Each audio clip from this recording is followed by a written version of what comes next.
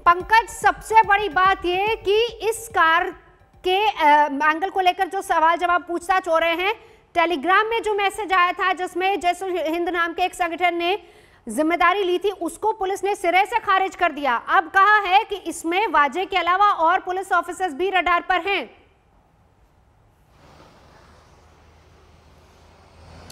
जी हाँ नवजोत, ये बहुत महत्वपूर्ण खबर है क्योंकि डे वन से ही ये सोचा जा रहा था कहीं टेरर मॉड्यूल ने मुंबई में एक बार फिर से एंट्री तो नहीं ले ली है, और जैशुल हिंद ने जिस तरीके से रिस्पॉन्सिबिलिटी भी क्लेम कर ली है। खैर अब एनआईए ने साफ कर दिया है कि जैशुल हिंद नामक तो टेरर ऑर्गेनाइजेशन कोई है ही नहीं। इसका सीधा सीधा मतलब है कि ये एक प्लॉय था अटेंशन डाइवर्ट करने के लिए। लेकिन अगर ये प्लॉय था अटेंशन को डाइवर्ट करने के लिए, तो फिर जिन्होंने इस साजिश को अंजाम दिया है उनका क्या मकसद था? इस वक्त भी मुंबई के कई इलाकों में एनआईए सर्च ऑपरेशंस कर रहा है। यह भी सुनने में आ रहा है कि मुंबई पुलिस के कई और ऐसे अधिकारी हैं जिनकी पूछताछ हो सकती है एनआईए द्वारा आने वाले दिनों में। यह भी हम जानकारी ले रहे हैं एनआईए से कि दिल्ली पुलिस के स्पेशल सेल से और महाराष्ट्र पुलिस से एनआईए को अहम जानकारी मिली है, जिसके बाद ये कई इलाकों में सर्च ऑपरेशंस मुंबई में और सबर्बन इलाकों में कंडक्ट किए जा रहे हैं। यानी कहानी अभी खत्म नहीं हुई है, इस कहानी में कई और मोड़ आने वाले हैं। पूछताछ अभी कई अहम अधिकारियों से होने वाली है।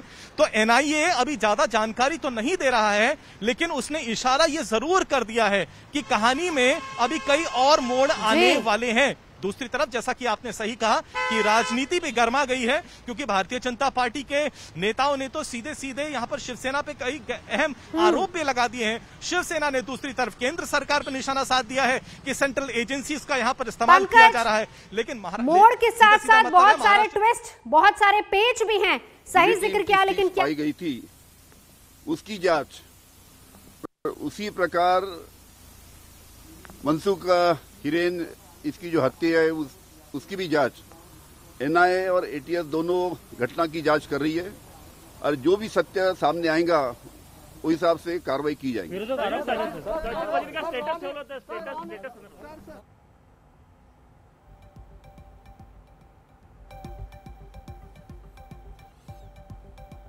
पुलिस भी उसको ओपन कर सकती है।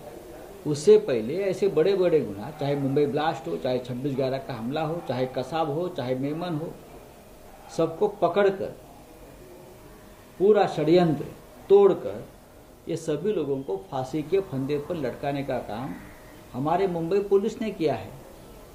तो ये इतनी भागम दौड़ करके, खून पसीना बहाकर, भागम बहा करके 24 घंटे में जिस तरह से एनआईए यहाँ घुस गई, ठीक है, केंद्र की जांच एजेंसी, हम उसका रिस्पेक्ट करते हैं, लेकिन ये काम हमारी पुलिस भी कर सकती थी, और हमारे पुलिस ने एटीएस के पास उसकी जांच थी।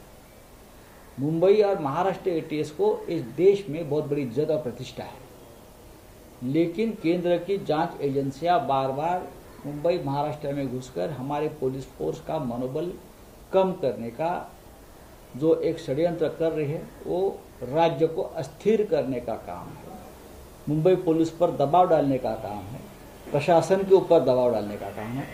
ये किसी भी राज्य के लिए ठीक नाही। राऊत साहेब, पण मुंबई पोलिसांना अंबानींच्या घराबाहेर जी स्फोटक लादलेली जी गाडी किंवा जी स्फोटक आढळलेली गाडी पार्क झाली, त्या प्रकरणामध्ये जवळपास आठवड्यापेक्षा जास्त, म्हणजे 10 दिवसात काहीच तपासामध्ये निष्पन्न झालं नाही।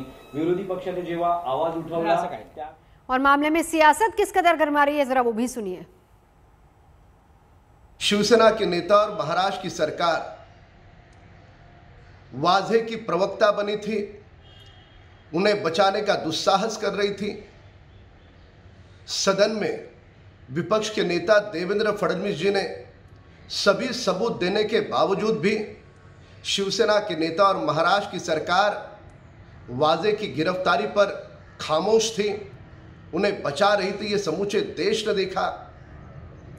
वाजे के मुख से ऐसे कौन से नाम निकलने वाले थे, वह नाम शिवसेना के नेता और महाराष्ट्र की सरकार को उन नामों का डर था। जिन वादे को गिरफ्तार किया गया, लेकिन मुंबई पुलिस एटीएस परमवीर सिंह ने जो उसको गिरफ्तार नहीं किया, उसका जवाब देना पड़ेगा। और मुख्यमंत्री शिवसेना प्रमुख उद्धव जी ठाकरे ओसामा सचिन वाजे के बारे में अब क्या कहना चाहेंगे? अब ये आगे आगे देखो क्या बाहर आता है। सचिन वाजे को मुस्तफा मेरे साथ इस वक्त जुड़े हुए हैं, साथ ही साथ पंकज उपाध्याय भी हमारे साथ हैं। मुस्तफा, सबसे बड़ी बात यह है जो खबर मिल पा रही है वो ये कि वाजे ने अपना गुनाह कबूल किया है, लेकिन इसके पीछे की वजह अभी तक क्लियर नहीं है और दूसरी तरफ सियासत अलग से गरमाई है। मुस्तफा